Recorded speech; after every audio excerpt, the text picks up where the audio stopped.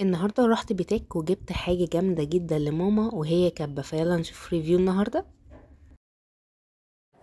ازيكم؟ النهارده هنعمل مع بعض ريفيو كده عن حاجة جديدة انا جبتها لماما، حاجة جامدة جدا وهي كبة تاتش. كبة تاتش هي عبارة عن كبة بس ممكن نستخدمها لحاجات كتير قوي، هقول لكم طبعا في الفيديو وهقول لكم كل حاجة عنها، مكوناتها، كل حاجة جاية معاها ايه وبتعمل ايه كل سلاح فيها. اول حاجة يلا بينا بسم الله نفتح الكبة بتاعتنا. عاوزة اقول لكم ان هي عبارة عن 700 واط، فهي قوية جدا جدا. هو هناك بيجربها لكم قبل ما تاخدوها عشان يتاكد ان هي شغاله ولا لا. ده كده الموتور بتاع الكبه، وبعد كده ده كده سعته 2 لتر، في لتر ونص، بس الافضل ان احنا نجيب 2 لتر بحيث ان احنا لو عايزين نحط كميه اكبر. والجلد ده طبعا بيبقى موجود جواها، انتوا بتركبوه علشان ما تتحركش لما تيجي تشغليها، بتتحرك شويه على الرخامه.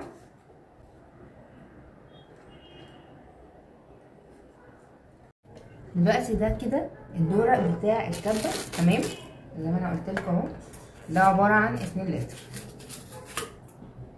خدوا بقى الدنيا ايه كده. دي كده اول حاجه السكينه اللي هي دي ممكن نضرب بيها كريم شانتيه او اي حاجه اللي هي السايله، مش حاجات ان احنا عايزين نضربوها. في بقى سلاح تاني معاها اللي هو البلاستيك ده بيقولوا ان هو بيقشر التوم. طبعا احنا هنجرب الموضوع ده لما موسم التوم يجي، هنجرب فيها ان احنا نقشر التوم وهنزل لكم فيديو تاني للموضوع ده. دي كده سكينه بلاستيك طريه خالص، بيقولوا انها بتقشر التوم، فهنشوف زي ما انا قلت لكم في فيديو تاني. بصوا دي انا لما مسكتها كويس لقيت انها سيليكون مش بلاستيك، يعني ممكن ننضف بيها منبار، فبرضو ده هنجربه، كل حاجه هنجربها مع بعض فيديو هنزلها لكم على القناه طبعا.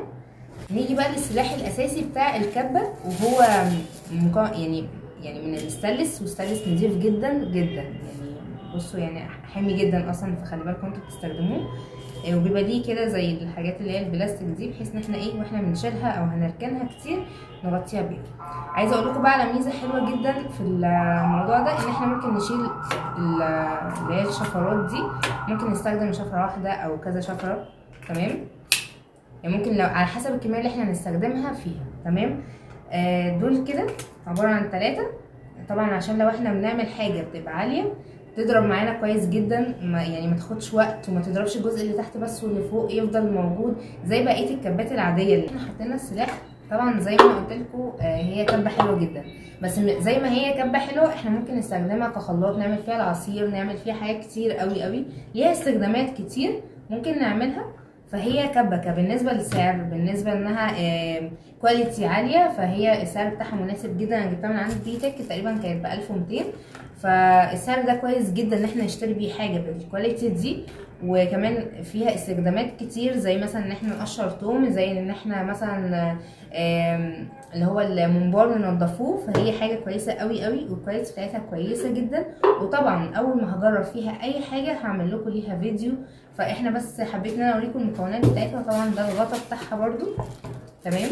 هي بتنزل باللون الاحمر وباللون الاسود، بس انا ما لقيتش غير اللون الاحمر فجبته. احنا بنحطها كده، تمام، ثانيه. هنا بيبقى فيه فتحه في الغطا عشان برده لو انت عامله عصير. بصوا دلوقتي احنا كده غطيناها، هي بتتكبس كده مش بتلف او حاجه. ده كده الموتور بتاعها، تمام. الموتور فيه هنا زي سنه كده صغننه من هنا ومن هنا، والغطا هنا برده فيه السن ده زي ما انتوا شايفين كده، تمام، لو هو باين عندكم. فاحنا لازم ان احنا لما نيجي نحط الموتور نحطه كده، تمام، بس هو كده اتحط الموتور. طبعا يعني زي ما انتوا شايفين حاجه كده جامده جدا، كواليتي حلوه قوي قوي. وطبعا ما ننساش الضمان بتاعها، هي ضمانها 2 سنين، فدي حاجه كويسه جدا ان في ضمان 2 سنين. هو العمر الافتراضي بتاعها بعد الضمان 4 سنين، فمعنى كده انها بتعيش 6 سنين. فطبعا احنا شعب مصري هتعيش عندنا 16 سنه مثلا، دي اقل ما فيها، فان شاء الله يعني هتبقى حلوه. وهجربها لكم في كل حاجه زي ما انا قلت لكم كده، الثوم والبصل وعصير، هنعمل فيها حاجات كتير قوي، يعني هي كائن صغير بس هنستخدمه في حاجات كتير جدا. بس كده، ده كان فيديو النهارده، واشوفكم فيديوهات جديده ان شاء الله. باي باي.